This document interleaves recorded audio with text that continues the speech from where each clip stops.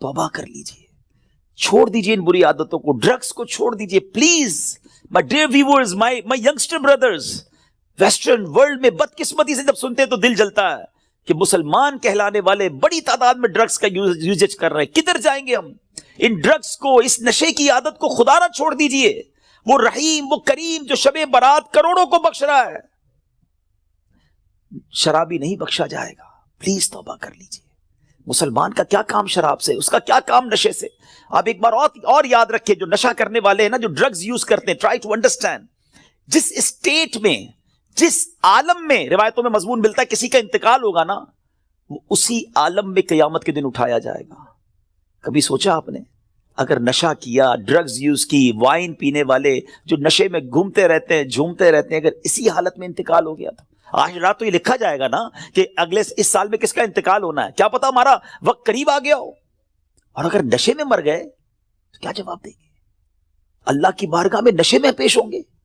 نہیں میرے میٹھے اسلامی بھائیوں, ہم تو چاہتے ہیں نا کہ میں سو جاؤں یا مصطفیٰ کہتے کہتے, کھلے آنکھ صلی اللہ کہتے کہتے. ہماری زبان پر تو کلمہ ہو, درود ہو, اے کاش تلاوت کرتے کرتے موت آئے, درود پڑھتے پڑھتے. یہ کیسے ہوگا جب آپ ان چیزوں کے عادی بنیں گے نا؟ جو شراب کا عادی ہو تو اس کا بہت زیادہ چانس ہے کہ وہ نشے میں مر جائے گا. تو خدا را اس سے آج رات توبہ کر لے. اللہ بڑا کریم ہے, ابھی رات کمپلیٹ نہیں ہوئی ہے, صبح تک یہ رحمت جاری ہے. معافی مانگ لیجئے, سجدے میں سر جھکائی. ماں باپ کو اگر ستایا ہے, if your parents are not happy with you, please ان کے پاس جائیے اور معافی مانگیے, ان سے ان کے پیر پکڑ لیجئے. ماں باپ راضی تو رب راضی, ماں باپ ناراض تو رب ناراض, ان کو ناراض نہ کرو. اور اس حدیث سے کیا سیکھنے کو ملا کہ جو کٹ آف ٹائز کرتے ہیں, جو اپنی فیملی کے ساتھ رشتہ داری قطع کر دیتے ہیں, منقطع کر دیتے ہیں, ہم ان کے پاس نہیں جائیں گے, ہم ان کے گھر نہیں جائیں گے, ہم فلاں رشتہ دار کے پاس نہیں جائیں گے, نہ کرو ایسا. یہ رشتہ داریاں کاٹنا اللہ کو کتنا ناپسندیدہ ہے کہ شب برات بھی وہ لوگ نہیں بخشے جائیں گے. تو پلیز ان عادتوں سے اپنی جان چھڑا لیں. ایک اور حدیث پاک میں ہے, ایڈلٹری کرنے والا, بدکاری کرنے کا جو عادی ہوگا, ہیبیچول آف ایڈلٹری, وہ بھی نہیں بخشا جائے گا. تو پلیز ان حرام کاموں سے چھوڑ دیں, اپنے آپ کو بچائیے. اور یہ جو ایڈلٹری کی طرف, زنا, بدکاری کی طرف جو بندہ جاتا ہے نا, یاد رکھیے گا پہلے نظر بہکتی ہے, پھر دل بہکتا ہے, پھر شرمگاہ, پھر پرائیویٹ پارٹس حرام کاری کی طرف جاتے ہیں. تو ہمارے یہ شٹر جو ہے نا, اسی کو بند کر دینا کہ حرام نہیں دیکھوں گا. اپنے موبائل پر, اپنے انٹرنیٹ ڈیوائسز پر ہم کیا دیکھ رہے ہوتے ہیں؟ پہلے حرام بندہ دیکھتا ہے, اور پھر یہ جو ہم نے دوستیوں کے نام پر جو گرلز اینڈ بوائز کی دوستیاں چل رہی ہوتی ہیں کہ نہیں جناب ہم only friends, it is not allowed in Islam. یہ دوستیاں ہی پھر حرام کی طرف لے کر جاتی ہیں. جو اسلام نے ہمیں جن چیزوں سے منع کیا, مسلمان ہیں, ہمیں جنت میں جانا ہے نا, اللہ کو راضی کرنا ہے. اگر رب ہی ناراض ہو گیا تو بنے گا کیا؟ آج کی رات اگر ایڈلٹری کرنے والا نہیں بخشا گیا پھر اس کو سوچیے تو اس کا بنے گا کیا؟ تو پلیز میک ریپینٹنس, گر گڑائیے اپنے رب کی بارگاہ میں. اور دیکھیں توبہ کیا ہے. توبہ کے ویسے تو کئی ڈیٹیل علماء نے بتائی, مگر ان شارٹ اگر میں آپ کو بتاؤں نا, الندم التوبہ, شرمندگی توبہ ہے. پہلے تو اپنے اندر گلٹ فیل کیجئے کہ یا اللہ میں بہت برا ہوں, بہت غلطیاں ہیں, مالک معاف کر دے. اور پھر آئندہ نہ کرنے کا پکا ارادہ, اے اللہ اب نہیں کروں گا, میں تجھ سے وعدہ کرتا, I promise in your court یا اللہ عز و جل, give please accept my repentance, میری توبہ قبول کرنے, مالک اب نہیں کروں گا. تو یہ پکی توبہ انشاءاللہ, کیا پتا اللہ کریم کی آج رحمت برس جائے اور وہ ہمیں آج معاف کر دے. What a beautiful incident, کیا خوبصورت واقعہ, ذرا ایمان کی جو چاشنی کے ساتھ سنی. امیر المومنین سیدتنا عمر بن عبد العزیز رحمۃ اللہ تعالی علیہ was once busy in worship in the 15th night of شعبان. حضرت عمر بن عبد العزیز امیر المومنین تھے جس وقت 15 شعبان کی رات عبادت میں مصروف ہیں. When he raised his head, he found a green slip of paper whose refulgence was extending up to the sky. جب وہ اپنے سر اٹھاتے ہیں نا تو اپنے ساتھ ایک گرین کلر کا پیپر دیکھتے ہیں جس کا نور آسمانوں تک جا رہا ہوتا ہے.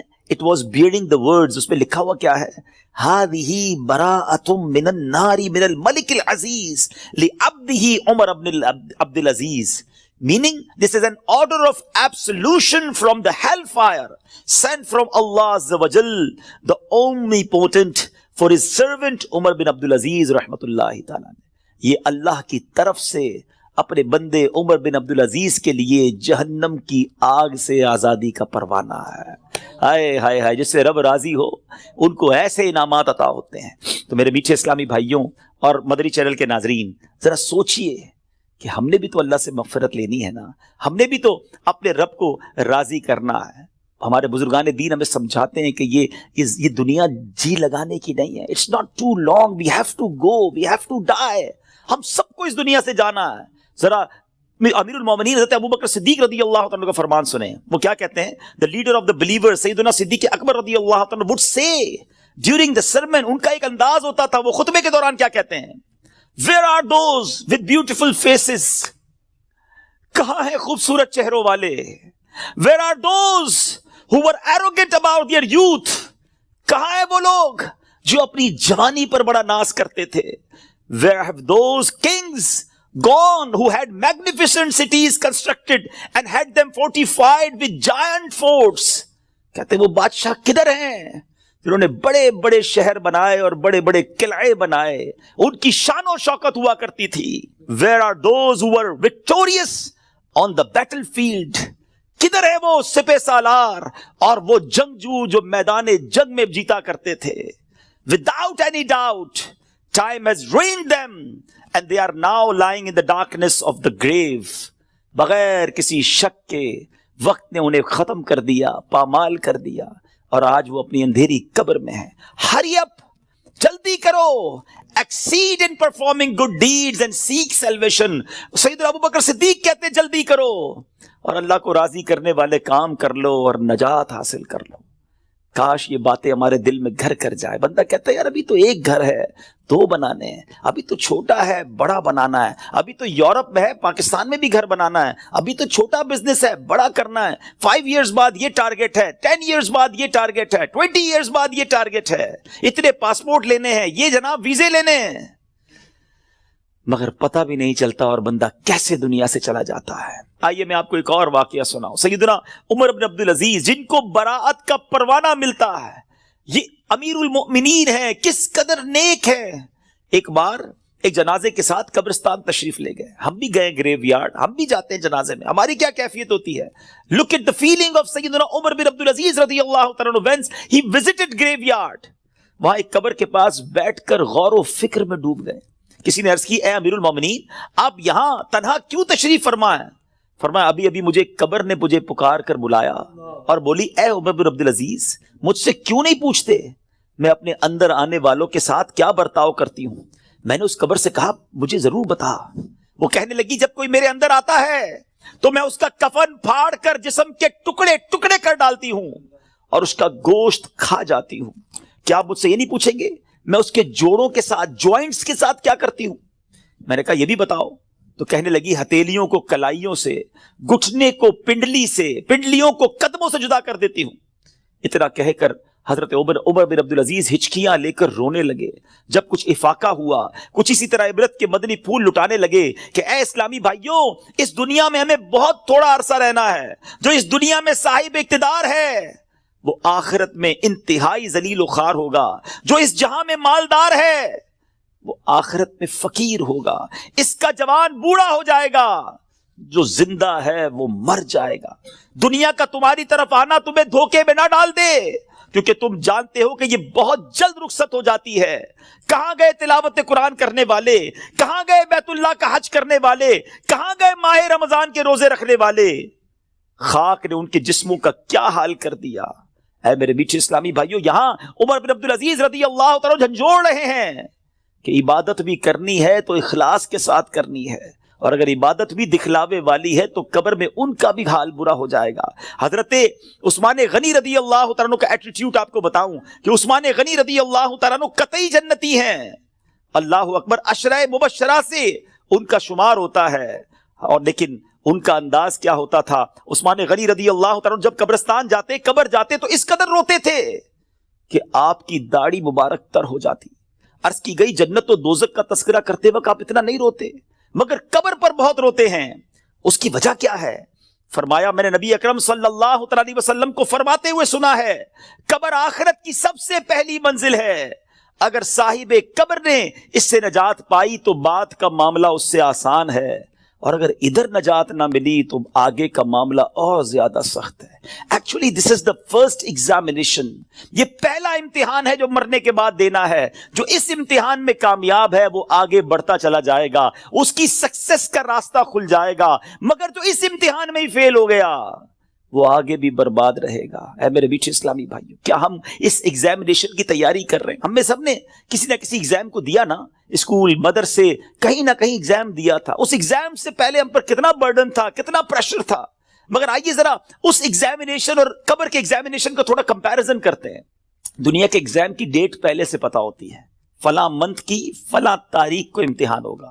That's why we prepare for that. ہم اس کے لیے تیاری کرتے ہیں, ٹھیک ہے. سیکنڈ, اس پیپر کو جب ہم دیتے ہیں اگر فیل ہو جائیں تو اس کو ریپیٹ دینے کا موقع ملتا ہے. سپلیمنٹری پیپرز ہوتے ہیں, یا زیادہ سے زیادہ یہ ہوتا ہے کہ بھائی ایک سال آپ کا فیل ہو گیا, آپ دوبارہ اس کلاس میں پڑھیں گے. دیٹس اٹ, اور تو کچھ نہیں ہوتا.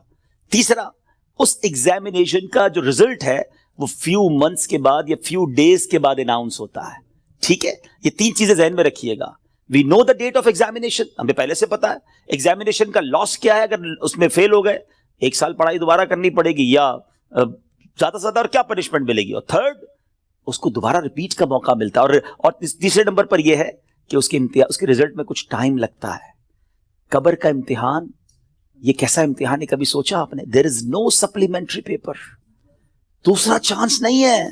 ادھر ایک سال پیچھے رہ جائیں گے, ادھر قیامت تک قبر میں مار پڑتی رہے گی.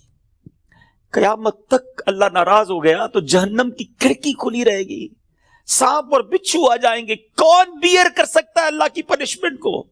کون اس سزا کو برداشت کر سکتا ہے؟ ایسے نہیں روتے تھے حضرت عثمان غنی, بالکل کریکٹ فرمایا انہوں نے کہ یہی پہلی منزل ہے اور we have to clear this exam. کسی صورت میں نے اور آپ نے اس امتحان کو پاس کرنا ہے. ادھر فیل ہو گئے تو مارے جائیں گے, اور پھر اس کے بعد اس کا رزلٹ دیر سے اناؤنس نہیں ہوتا. ادھر جواب دینا ہے, صحیح جواب دیا تو جنت کی رحمتیں ہیں, تا حد نگاہ قبر وسیع ہے. اور ادھر رانگ آنسر دیا, ادھر جناب جہنم کا عذاب شروع ہو جائے گا, جہنم کی کھڑکی کھل جائے گی. اور پھر جو سب سے زیادہ کروشل بات ہے, سب سے زیادہ ڈرنے والی بات ہے, we don't know the date of that examination. ہمیں پتہ ہی نہیں ہے وہ امتحان کب دینا ہے. وہ آج بھی ہو سکتا ہے. جی ہاں, ہم میں سے ہو سکتا ہے کہ کل رات کوئی اپنے گھر میں نہ سوئے, قبرستان میں ہو. ہمیں یہ پتہ ہی نہیں ہے کب امتحان ہوگا. تو جب ہمیں پتہ نہیں ہے تو it means we have to prepare daily. ہمیں روز یہ طے کر کے سونا ہے یا زندگی گزارنی کہ آج اگر امتحان دینا ہے تو میں تیار ہوں, میں اس امتحان کے لیے تیار ہوں. I have a question of all of you. میں اب آپ سب سے ایک سوال کرنا چاہتا ہوں. اپنے آپ سے ایک سوال کرتے ہیں ناظرین, میں اپنے آپ سے بھی کروں اور آپ سے بھی پوچھتا ہوں. اگر آج مر گیا, مر تو سکتا ہوں نا, یہ تو پاسبل ہے نا. آج مر گیا, کیا میں تیار ہوں قبر کے امتحان کے لیے؟ میں جواب دے پاؤں گا کہ اللہ راضی ہے مجھ سے؟ کیا ایسی زندگی گزارنی ہے کہ مار نہیں پڑے گی؟ تو پھر تو ٹھیک ہے. if the answer is yes then it's okay. اور اگر آنسر یہ نہیں آ رہا دل سے کہ نہیں ابھی تو بہت گناہ ہیں, بڑی خطائیں ہیں, توبہ کرنی ہے, اچھا بننا ہے, نمازیں بھی کئیوں کی قضا ہو رہی ہیں, حرام روزی بھی چل رہی ہے, حرام چیزوں کو دیکھ بھی رہا ہے, حرام سن بھی رہا ہے, جھوٹ بھی زبان سے گیا نہیں ہے, غیبتیں بھی جاری ہیں, ماں باپ الگ پریشان ہیں, فیملی الگ ٹینشن میں ہے, روزی حرام بھی چل رہی ہے, ابھی نہیں مرنا بھائی, ابھی تو توبہ کرنی ہے. تو پھر بتاؤ نا کب توبہ کرو گے, کب قبر کی تیاری کرو گے؟ ابھی تو سنا کہ یہ اچانک موت کا ہوگا شکار, پتہ بھی نہیں چلتا. روز صبح کئی لوگ گھر سے نکلتے ہیں اور کہہ کر جاتے ہیں کہ میں جب ایوننگ میں واپس آؤں گا نا تو یہ والا کھانا بنا کے رکھنا, یہ والے میرے کلوتھس استری کر کے ذرا ریڈی کر کے رکھنا, I have to go with my friends. بندہ واپس نہیں آتا, لاش واپس آتی ہے. ایسا ہوتا ہے نا, ہمارے ساتھ بھی ایسا ہی ہوگا, پتہ ہی نہیں ہوگا. اور لوگ کہیں گے یار ہمارے ساتھ ہی تو تھے آج, ارے صبح ملاقات ہوئی تھی, کل تو کھانا ساتھ کھایا تھا, اس کا انتقال ہو گیا. آج آپ کہتے ہیں نا کسی کے بارے میں, ایسی ہمارے بارے میں کوئی کہے گا, تھوڑے دن تک لوگ یاد رکھیں گے, اس کے بعد ہم ہوں گے, ہماری قبر ہوگی, ہمارے اعمال ہوں گے. اگر چین میں ہوں گے نا تو پھر ٹھیک ہے. اگر زندگی نماز پڑھتے ہوئے گزر رہی ہے, سنتوں کے مطابق ہے, حلال روزی کما رہے ہیں, درود پڑھ رہے ہیں, تلاوت قرآن ہو رہی ہے, حرام چیزوں سے بچ رہے ہیں, نیکی کی دعوت کے کاموں میں انوالو ہیں, تو پھر تو انشاءاللہ خیر ہو جائے گی انشاءاللہ. پھر تو نبی پاک تشریف لائیں گے اور پھر اعلیٰ حضرت لکھتے نا قبر میں لہرائیں گے تا حشر جلوے نور کے، جلوہ فرما ہوگی جب طلعت رسول اللہ کی. لیکن اپنے آپ سے پوچھو، کسی اور سے نہ پوچھو. I know very well، ہر بندہ اپنے بارے میں جانتا ہے کہ میں کتنا برا ہوں، تجھے تو خبر ہے میں کتنا برا ہوں، تو عیبوں کو میرے چھپایا الہی. ہمیں سب پتا ہے اپنے بارے میں. تو پلیز میرے میٹھے اسلامی بھائیو اس ایگزام کی تیاری کیجیے. ایگزام میں کوسچن بھی ڈکلیئر ہیں. اچھا دنیا کے امتحان میں تو سوال پتہ نہیں ہوتے نا، یہ قبر کا امتحان بڑا نرالا ہے. سوال